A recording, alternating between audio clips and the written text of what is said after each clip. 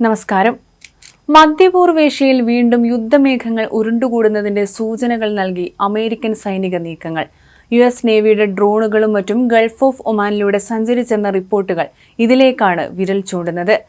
Venezuelan president Nicolas മഡുറോയെ പുറത്താക്കാനായി Caribbean മേഖലയിൽ America ശ്രദ്ധ കേന്ദ്രീകരിച്ചിരുന്നു. എന്നാൽ US വീണ്ടും ഗൾഫ് മേഖലയിലേക്ക് തങ്ങളുടെ കരുത്തുറ്റ നാവികപ്പടയെ തിരിച്ചുവിടുന്നതായാണ് റിപ്പോർട്ടുകൾ വരുന്നത്. 2026 ജനുവരി ആദ്യം മുതൽ US നേവിയുടെ MQ-4C ട്രൈറ്റൺ അബുദാബിയിൽ നിന്ന് പറന്നുയർന്ന് തീവ്രമായ നിരീക്ഷണം നടത്തിയിരുന്നു.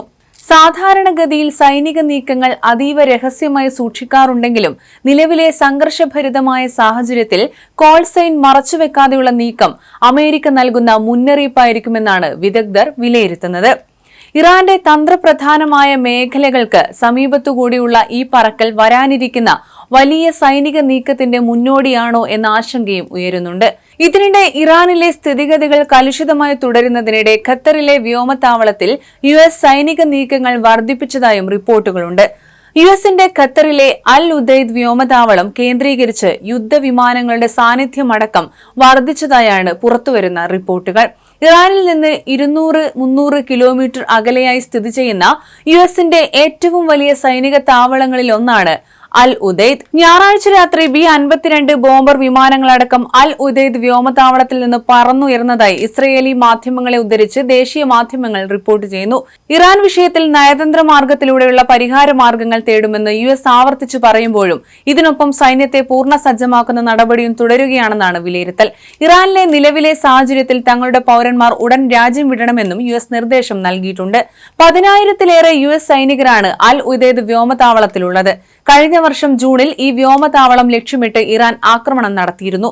ഇറാനിലെ ആണവ കേന്ദ്രങ്ങൾ US ആക്രമിച്ചതിന് പിന്നാലെയാണ് USന്റെ സൈനിക താവളത്തിനു നേരെ ഇറാൻ മിസൈൽ ആക്രമണം നടത്തിയത്. എന്നാൽ ഈ ആക്രമണത്തെ ഫലപ്രദമായി പ്രതിരോധിച്ചതായി USഉം ഖത്തറും അറിയിച്ചിരുന്നു. അതേസമയം ഇറാനിൽ ശക്തമായ നടപടികൾ ആലോചിക്കുന്നതായി US പ്രസിഡന്റ് ഡൊണാൾഡ് ട്രംപ് കഴിഞ്ഞ ദിവസം പറഞ്ഞിരുന്നു. പ്രതിഷേധക്കാരെ കൊല്ലുന്നത് തുടർന്നാൽ ഇറാനിൽ US സൈനിക നടപടിക്കിറങ്ങുമെന്നും ട്രംപ് വ്യക്തമാക്കി.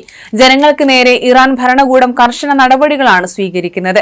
മനുഷ്യാവകാശ സംഘടനകളുടെ കണക്കുകൾ പ്രകാരം ഇതിനകം ആയിരക്കണക്കിന് ആളുകൾ കൊല്ലപ്പെട്ടതായാണ് റിപ്പോർട്ട്. ഈ സാഹചര്യത്തിലാണ് ഇറാൻ ഭരണകൂടത്തിന് കടുത്ത മുന്നറിയിപ്പുമായി US പ്രസിഡന്റ് രംഗത്തെത്തിയത്.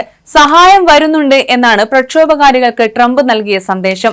ഇത് ഇറാനെതിരെയുള്ള നേരിട്ടുള്ള സൈനിക നീക്കത്തിന്റെ സൂചനയായാണ് രാഷ്ട്രീയ നിരീക്ഷകർ വിലയിരുത്തുന്നത്. അതേസമയം യുദ്ധമായാലും ചർച്ചയായാലും രണ്ടിനും ഇറാൻ തയ്യാറാണെന്നായിരുന്നു വിദേശകാര്യമന്ത്രി അബ്ബാസ് അരാഗ്ചി കഴിഞ്ഞ ദിവസം പറഞ്ഞത്. ഇതോടെ USഉം ഇറാനും തമ്മിൽ ചർച്ചയുണ്ടാകുമെന്നും റിപ്പോർട്ടുകൾ വന്നിരുന്നു. ചർച്ചയ്ക്കായി ഇറാൻ തന്നെ വിളിച്ചു പറഞ്ഞതായി ട്രംപ് അവകാശപ്പെട്ടു.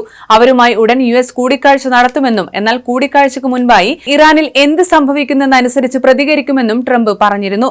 വെനസ്വേലൻ ഓപ്പറേഷന് ശേഷം കുറഞ്ഞിരുന്ന US നാവിക സാന്നിധ്യം അറേബ്യൻ ഗൾഫിൽ വീണ്ടും ശക്തി പ്രാപിക്കുകയാണ്. US റൂസ്വെൽറ്റിന്റെ വരവ് ഇതിന് തെളിവാണ്. നിമിഷങ്ങൾക്കുള്ളിൽ കാര്യങ്ങൾ മാറിമറിയുന്ന സാഹചര്യമാണ് നിലവിലുള്ളത്. ഗൾഫ് മേഖലയിൽ കടുത്ത പ്രതിസന്ധിയാണ്. അമേരിക്കയുടെ അടുത്ത നീക്കം എന്താകുമെന്നാണ് ലോകം ഇപ്പോൾ ഉറ്റുനോക്കുന്നത്.